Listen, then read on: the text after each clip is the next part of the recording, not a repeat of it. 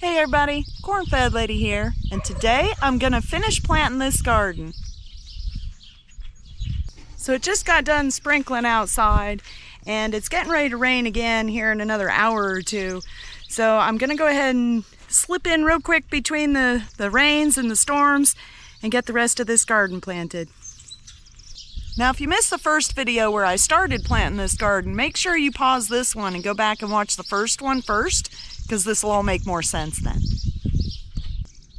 Okay, welcome back from part one. Now we're on part two of planting the veggie garden.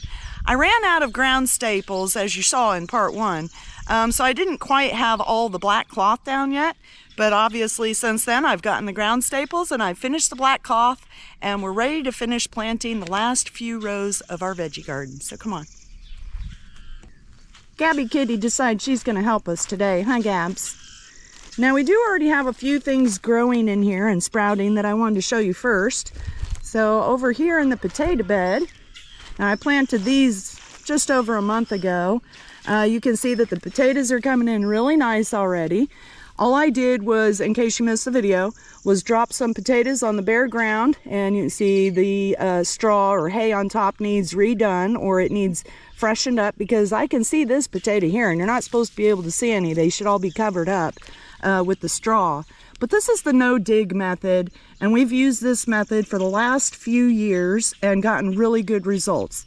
You don't have to dig trenches to plant the potatoes, and you don't have to dig the potatoes out of the ground when you harvest them. All you do is drop them on the bare earth, cover them with some old straw or hay, and then when it's time to harvest, you just rake the hay aside, and there's your potatoes laying on top of the ground. No digging. And we just used seed starts that were actually leftover potatoes that were sprouting in the basement to plant this bed with. So we didn't spend any money putting these potatoes in the garden here. And towards the middle of the garden here, oh, we don't want to see what Gabby Kitty's doing. Towards the middle of the garden here, you can already see some of the beans starting to sprout. So I did plant 3 rows of green beans, the Providers, the yellow wax beans, and a new one called Dragon's Tongue, I think. It's like purple and white beans, so it should be interesting. I've got a row of each in here. And over here, the garlic that we planted last fall is continuing to do well. You can see it's getting quite large. It's probably a ½ a foot tall now, some of these, and they're all kind of coming in across this bed. Now right next to it, we planted, in the first video, some onions, and you can see the first one's already coming in right here. So pretty soon we'll have a bed of onions next to our bed of garlic. And this little spot down on here, on the end here, is peanuts. I have not seen any peanut sprouts yet, so we'll have to keep watching those and see if they come up. Peanuts is something different that I'm trying this year, so I really have no idea what I'm doing there. And that brings us to the back part of the garden, where I've finished laying down the woven cloth, and I've got it tacked into place with the brand new shiny ground staples that you can see here. Now we do have a few stakes left towards the end of the garden. I left these in so that I'd know where to start planting again.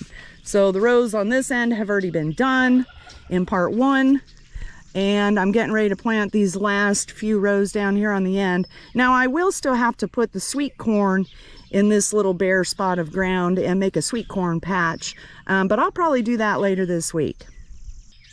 And today I'm going to start off with some different tomato varieties. We like to use the heirloom, that way we can always save the seeds for the following year so we don't have to buy them every time. And the 3 varieties of tomatoes I'm growing this year are the old tried and true traditional varieties, Roma for saucing, cherry tomatoes for snacking, and I believe, and Rutgers for big fat slicing tomatoes. So I'm going to go ahead and stick these in the ground. I won't bore you with having to watch me plant every single little seed in the dirt, and then we'll skip ahead to the next couple rows. Okay, in the next row here, I'm going to be planting some bell peppers that are called California Wonders.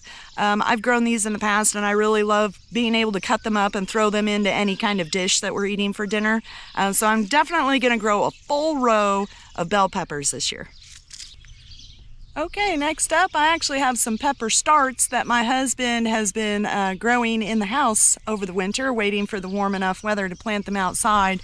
So we're gonna go ahead and get this whole tray of peppers into this row. Now this is a mix of hot peppers and bell peppers and sweet peppers. There's a little bit of each in here.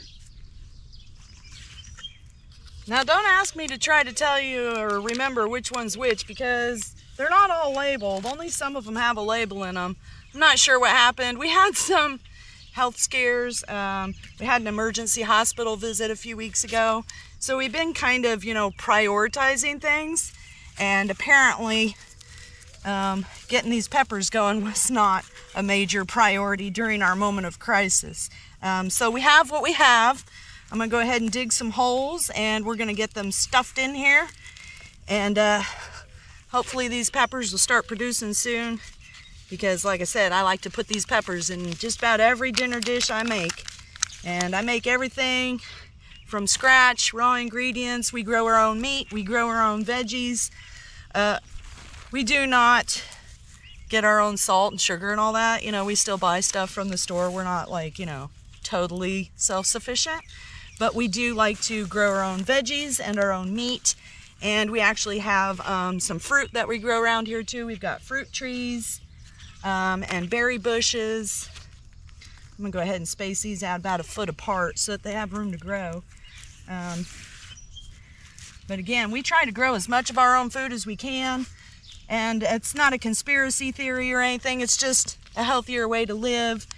And we can rely on ourselves more than the supply chain. So go ahead and get these peppers in the ground, and then I'll show you the next row.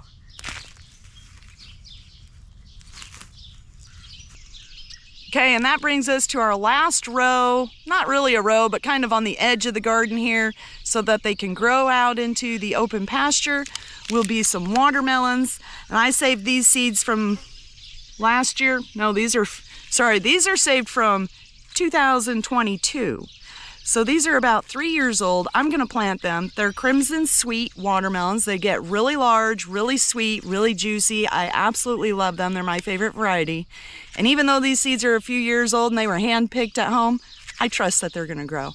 So I'm gonna go ahead and shove a few of these in the ground, and that's gonna just about do it for today's video. I know this was a bit shorter than the first part because, well, I already had most of the garden done in the first part.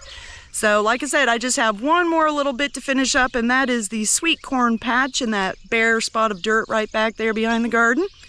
And that'll be it for the year. So I'll have to give you guys some updates as things start sprouting and growing, and let you see everything that we have going on in our garden here this year in 2025. If you like this video, please give it a thumbs up. And if you're not yet subscribed, what are you waiting for? Just subscribe to my channel. Y'all have a good one. Bye.